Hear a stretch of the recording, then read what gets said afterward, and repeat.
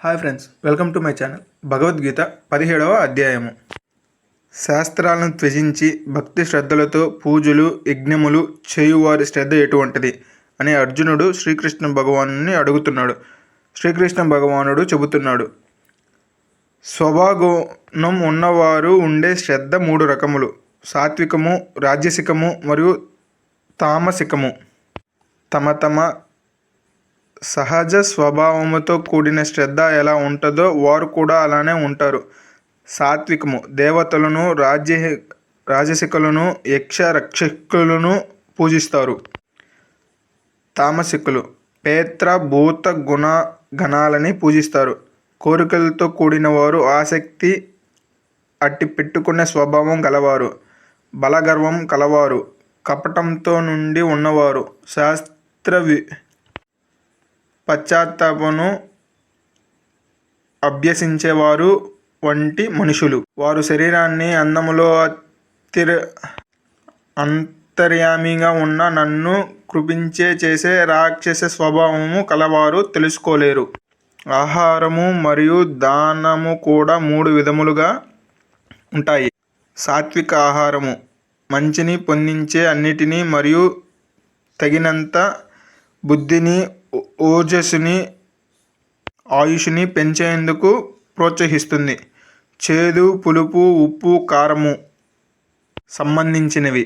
దుఃఖము, చింత, రోగము, ఉత్సాహము చేసే ఆహార పదార్థాలు రాజసికమైనవి. సరిగ్గా ఉడకనివి, పాచిపోనివి, రాసహిస్సలను, ఎంగిలి వస్తువులను, అపవిత్రమైన పదార్థములు తామసిక స్వభావములు గలవారు తింటారు. శ్రద్ధతో శాస్త్రం ప్రకారం చేసే త్యాగము, జ్ఞానము, యజ్ఞము సాత్వికమనబడతాయి. ఆడంబరాల కొరకు చేస్తూ ప్రతిఫలంతో చేసే యజ్ఞము, త్యాగము రాజసికము అనబడవు. శ్రద్ధ లేకుండా శాస్త్ర వికృహులమై దక్షిణాయము లేని యజ్ఞము, త్యాగములు తామసికములై ఉంటాయి. దేవతలు, గురువులు, బ్రాహ్మణులను, పెద్దలను, జ్ఞానులను పవిత్రముగా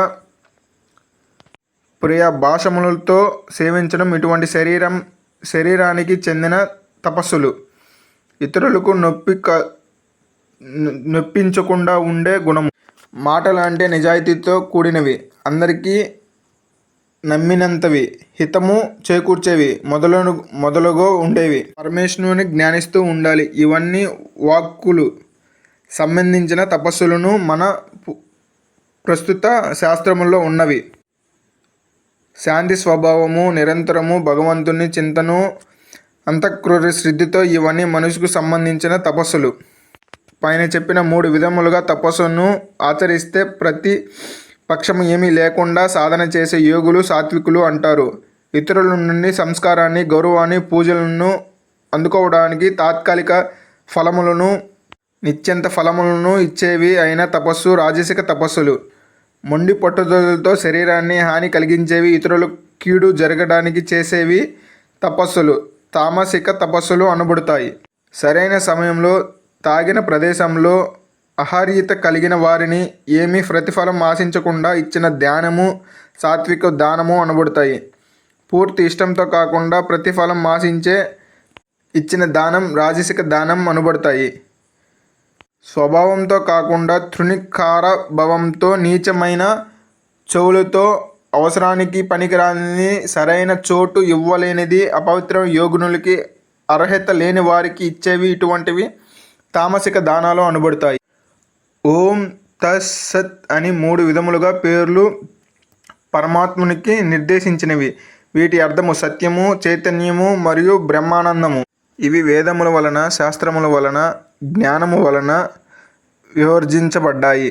ఈ తత్కార్యమును ఓం అను జపముతో మొదలవుతూ ఇవన్నీ పరమాత్మునికే చెందుతాయి.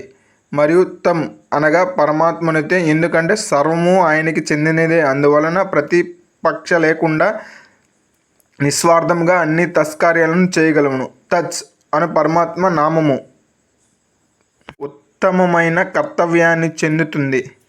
యజ్ఞ, దాన, తపస్సు పరమాత్మను ఉద్దేశించి నిశ్చయితంగా చేసే తత్ అనబడతాయి.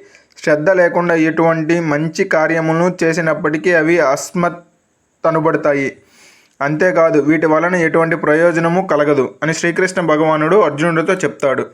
సబ్స్క్రైబ్ చేయండి ఫ్రెండ్స్.